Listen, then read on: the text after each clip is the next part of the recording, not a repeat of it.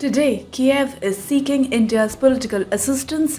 Ukraine wants India to stop Putin's special military operation and save people from genocide.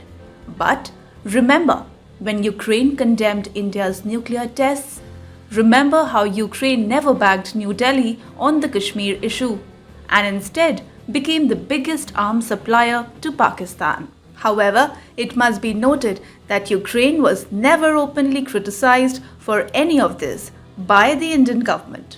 And now, again in 2023, geopolitical and geoeconomic realities have hit Pakistan and Ukraine, and both the countries have chosen their old policy of hunting with the hound and running with the hare.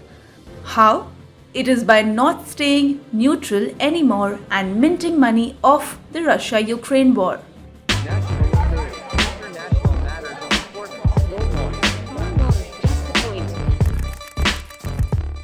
Today, at 15:45 hours,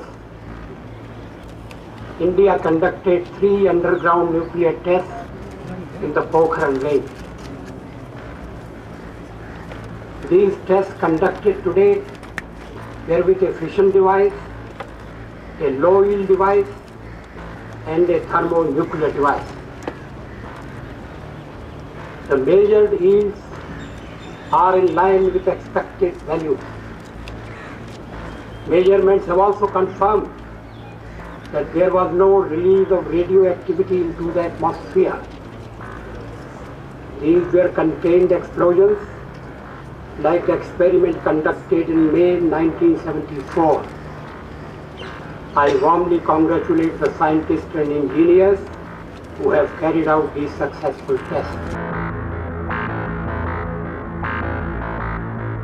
Ukraine's relationship with India was not the same in the past as it is today. The ties between Ukraine and India have seen several ups and downs, especially after India decided to go nuclear.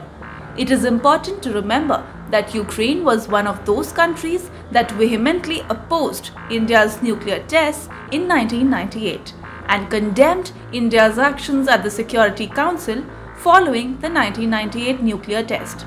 United Nations Security Council had passed a resolution 1172 that had demanded that India refrain from further nuclear tests, and Ukraine, which was not part of the UNSC, had issued a separate statement condemning India's actions to acquire nuclear technology.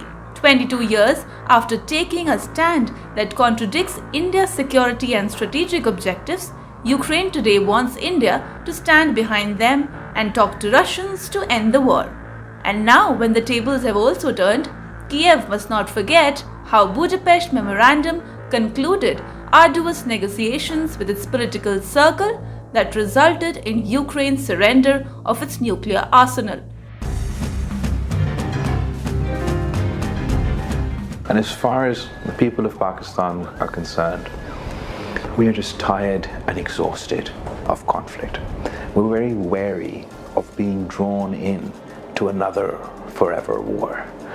So that is why we're incredibly careful about how we engage with this issue, and despite the different pressures, try not to take sides. Russia's special military operation in Ukraine has already become a classic example of power games and forgotten commitments. The war of propaganda has exposed many relations. Amid controversies surrounding India-Russia oil trade, Pakistan is reportedly planning to send arms and ammunition to Ukraine via Eastern Europe. Even as millions of people across Pakistan continue to struggle in dire misery due to a severe food shortage and worsening economic crisis, Pakistan Ordnance Factories or POF is all set to send 159 containers of 155 mm artillery shells, M4A2 propelling back charges, M82 primers and PDM fuses to Ukraine.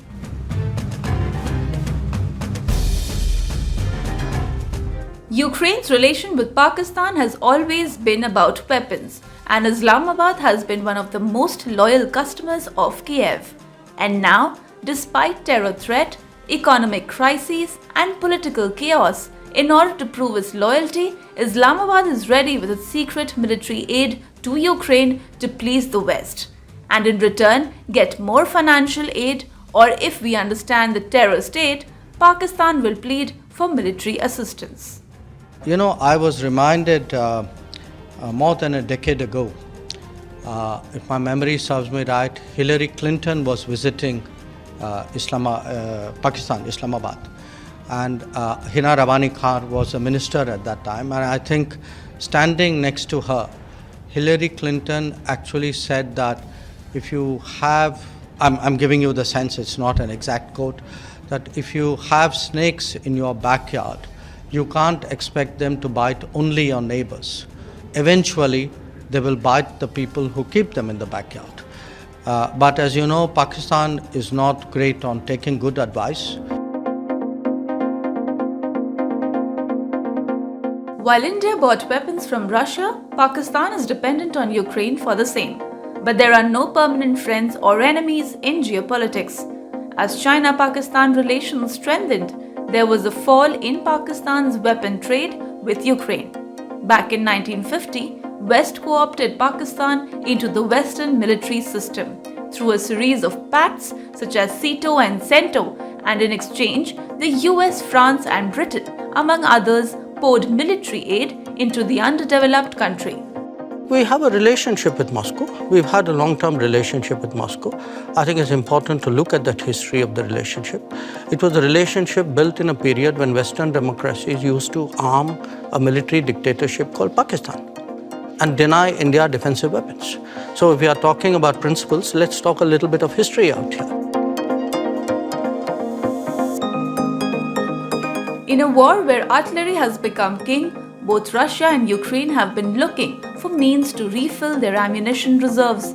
It is important to note that the entry of Pakistani ordnance into the conflict would never turn the tide of the war. But for Islamabad, that is struggling to make ends meet along with rising military expenses, it may be an opportunity as Ukraine will help the cash-strapped country to improve and upgrade its weaponry. In 2021, the then Pakistan Army Chief General Bajwa visited Ukraine when he was looking for a sophisticated armory. In return, he had all praises for the smartness of Ukrainian troops.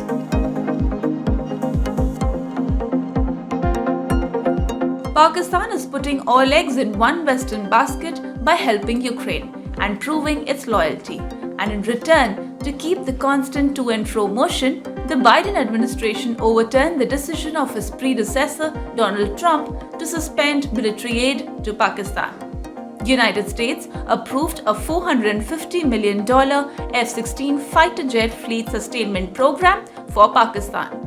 When External Affairs Minister Dr. Subramaniam Jaishankar met his American counterpart, Secretary of State Antony Blinken, in Washington, D.C. on September 27 for bilateral talks, he raised concerns about the package.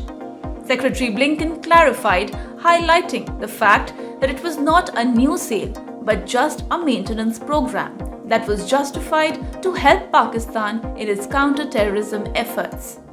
Really, for the United States today to reflect whether this, what are the merits of this relationship, what do they get by keeping it?